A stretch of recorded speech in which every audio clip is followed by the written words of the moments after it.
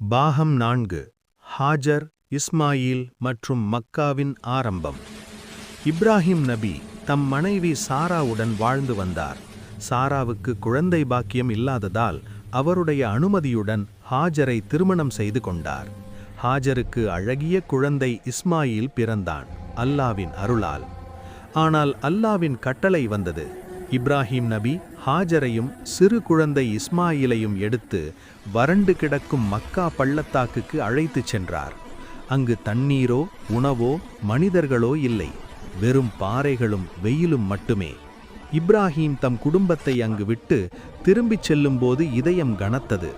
ஆனால் அல்லாவின் கட்டளைக்கு கீழ்ப்படிந்தார். ஹாஜர் தனியே நின்றாள். குழந்தை இஸ்மாயில் தாகத்தால் அழ ஆரம்பித்தான். தாயின் இதயம் பதறியது. அவள் தண்ணீர் தேடி சஃபா மலையின் மீது ஏறினாள். அங்கு எதுவும் தெரியவில்லை. மீண்டும் இறங்கி மர்வா மலைக்கு ஓடினாள். மீண்டும் சஃபாவுக்கு.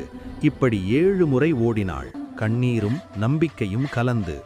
திடீரென இஸ்மாயிலின் சிறு கால்கள் தரையை உதைத்தன. அந்த இடத்திலிருந்து தண்ணீர் பொங்கி எழுந்தது. ஜம்சம் என்ற அந்த அற்புத ஊற்று பிறந்தது.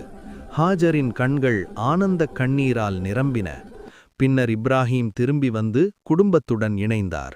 இந்த ஓட்டமே இன்று ஹஜ்ஜில் சை என்ற சடங்காக மாறியுள்ளது.